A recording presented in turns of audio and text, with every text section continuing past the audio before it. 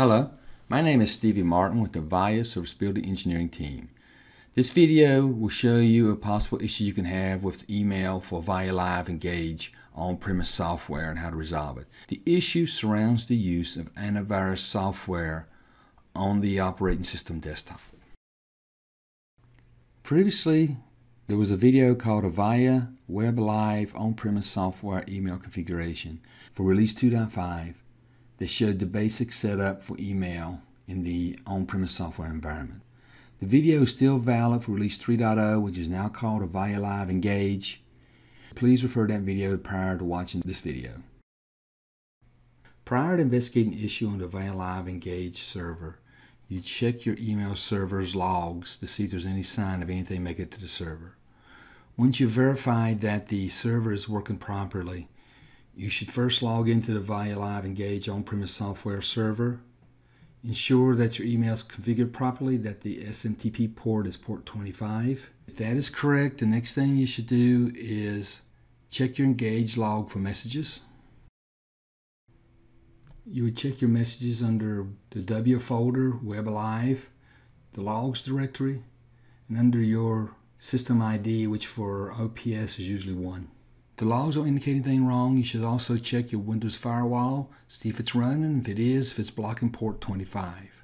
Also do a simple ping to make sure you have basic connectivity.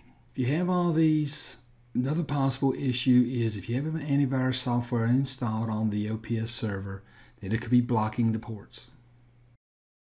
For this particular server, we're running McAfee AntiVirus software. And you bring up the virus scan console and you check the access protection. Access protection is enabled for the server. And the next step is to check the logs if you get any warning messages and if anything's been blocked. So you just go right click and view log. When your logs come up, you go down to the latest entries and we're looking forward to see if any of the access protection rules have been initiated. In this case, we see that there was a access protection rule that was activated and that a port blocking rule for Java is the message we got.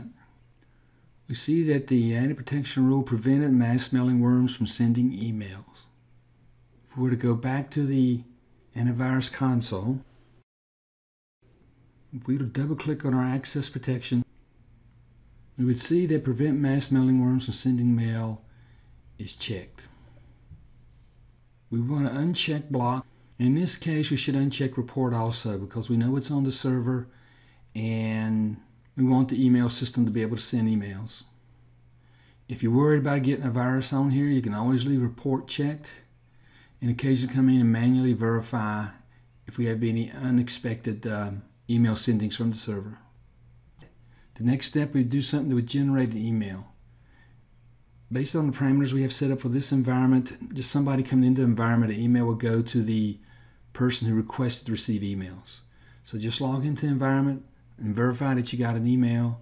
And if that happens, then you resolve the issue. There can be other possible issues, as some we suggested earlier, but this is one of the most likely ones in initial install, when the customer installs antivirus software and just turns everything on. Thank you for your time today. We welcome comments, questions, and feedback at mentor@avaya.com or on Twitter @AvayaMentor. Please visit support.avaya.com.